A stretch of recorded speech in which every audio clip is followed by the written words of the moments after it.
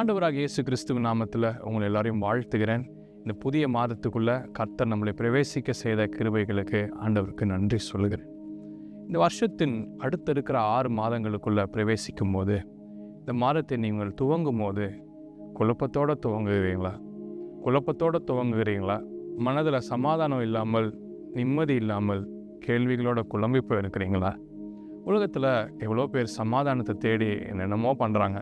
சிலர் மலைக்கு மேலே போகிறாங்க, சிலர் லாங் ட்ரைவ் போகிறாங்க, சிலர் சோஷியல் மீடியாவை டெலீட் பண்ணுறாங்க, புதுசாக ஏதாவது ஹாபீஸ் கற்றுக்கிறாங்க, புதுசாக ஏதாவது ஹேபிட்ஸ் டெவலப் பண்ணிக்கிறாங்க.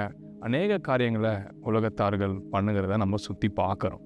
ஆனால் கிறிஸ்தவர்களாக இருக்கிற நமக்கு அரிய சமயம் இது உதவுறது இல்லை. எது நம்மளுக்கு நிரந்தர சமாதானத்தையும் நிரந்தர நிம்மதியும் தருன்றத வேதம் ரொம்ப அழகாக சொல்லுது. Turn your Bibles to the book of Philippians chapter 4 verses 6 and 7. Don't worry about anything. Instead, pray about everything. Tell God what you need and thank Him for all He has done. Then you will experience God's peace, which exceeds anything we can understand. His peace will guard your hearts and minds as you live in Christ Jesus. இந்த வசனத்துடைய முதல் பகுதி சொல்லுது, Don't worry about anything. Pray about everything. The Apostle Paul is writing in this book that you have to stop worrying about everything. நம்மளுடைய சிந்தையின் அதிக பகுதி கேள்வியினாலும் கவலையினாலும் தான் நிறைந்திருக்கிறது. ஆனால் வேதம் சொல்லுது, இவைகளை குறித்து கவலைப்படாமல் எல்லாவற்றிலும் அவருக்கு விண்ணப்பங்களை ஏறெடுக்கணும். எத்தனை நாட்கள் நம்மளுக்கு பிரச்சனை வரும்போது நம்ம பிரச்சனையை பார்க்காம ஜெபம் பண்ணிக்கணும். எத்தனை நாட்கள் பிரச்சனை வரும்போது பிரச்சனையை மற்றவங்க கிட்ட சொல்லாமல் ஆண்டவர்கிட்ட பகிர்ந்து கொண்டிருக்கிறோம். உங்களுக்கு நேற்று நடந்த பிரச்சனைக்கு கூட நீங்கள் ஆண்டவர்கிட்ட போல, உங்களுடைய நண்பர்கள்கிட்டையும் உங்களுடைய ரிலேட்டிவ்ஸ்கிட்டையும் தான் போய் ஷேர் பண்ணிங்க. அவங்ககிட்ட சொல்லும் போது கேட்குறதுக்கு நல்லாயிருக்கும், கொஞ்ச நேரத்துக்கு சமாதானமாக இருக்கும். ஆனால் அது நிரந்தரம் கிடையாது. The more we worry, the heavier our burdens become. The more we pray, the lighter our burdens become. நீங்கள் எவ்வளோக்கு எவ்வளோ கவலைப்படுறீங்களோ அவ்வளோ உங்கள் பாரம் அதிகரிக்கும். ஆனால் எவ்வளோக்கு அதிகமாக ஜெபிக்கிறீர்களோ உங்கள் பாரம் அப்படியே குறையும். அன்னாள் வேதத்தில் அதை தான் செஞ்சா. அவளால் பாரத்தை தாங்கவே முடியல. ஆனால் அவளுடைய ஃபோக்கஸ் அவள் பாரத்தின் மேலே இல்லாமல் ஜெபத்தில் ஊற்றுனதுனால அவள் அதுக்கப்புறம் அழுதா. அதுக்கப்புறம் அவள் கண்ணீர் விட்டான்னு பைபிள் எங்கேயுமே சொல்லலை. நீங்களும் அண்ணால போல் இன்னைக்கு பழகாருங்க. உங்கள் பிரச்சனை வரும்போது போய் யார் இடத்துலையும் ஊற்றுறதை விட ஆண்டவருடைய பாரத்தில் ஜெபிச்சிங்கன்னா காரியம் உங்களுக்கு மாறுதலாய் முடியும்.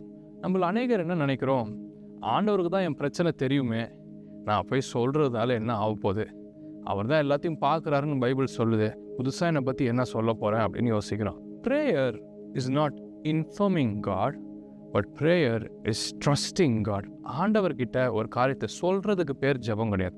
ஆண்டவர்கிட்ட போய் நான் உங்களை நம்புகிறேன்ப்பா, இந்த விஷயத்தில் நான் உங்ககிட்ட சொல்லும் போது எனக்கு இந்த விஷயம் மாறுதலாக முடியும் அப்படின்றத ஆண்டவர் கேட்கிறார். இங்கே நீங்கள் ஜெபிக்கும் போது ஆண்டவர்கிட்ட இப்படி சொல்லி பாருங்களேன், Lord, this is my situation, this is what I'm going through right now, I am not able to overcome this, I am very afraid of certain things, dreading away from certain things. சில காரியங்களை குறித்து நான் ரொம்ப பயப்படுறேன்ப்பா, எனக்கு உங்கள் உதவி வேணும் ஆண்டவரே, எனக்காக நீங்கள் உதவி செய்யுங்கன்னு அவரிடத்துல கேட்கும்போது அவர் கண்டிப்பாக உங்களுக்கு உதவி செய்கிற தேவனாக இருக்கார்.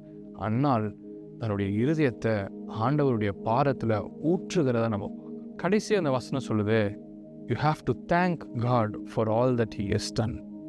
ஜெபம் பண்ணிட்டோம், ஜெபித்த பிறகு ஆண்டவருக்கு நன்றி சொல்ல வேண்டியதும் நம்மளுக்கு இருக்குது.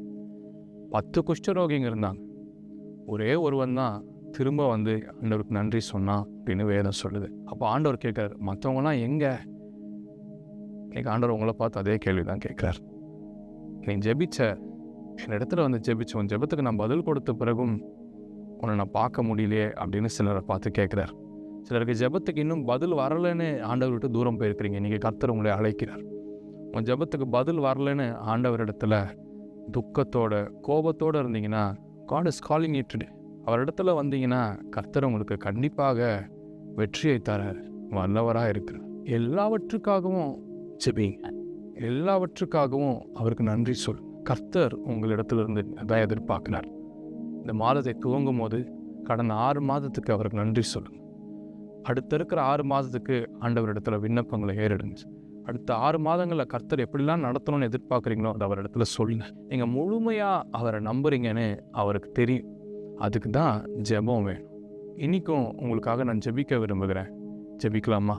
நல்ல ஆண்டவரே, பரலோக பிதாவே, இந்த நாளில் நாங்கள் கேட்ட வார்த்தையின்படி in every circumstance help us to pray and to give thanks to you, O Lord.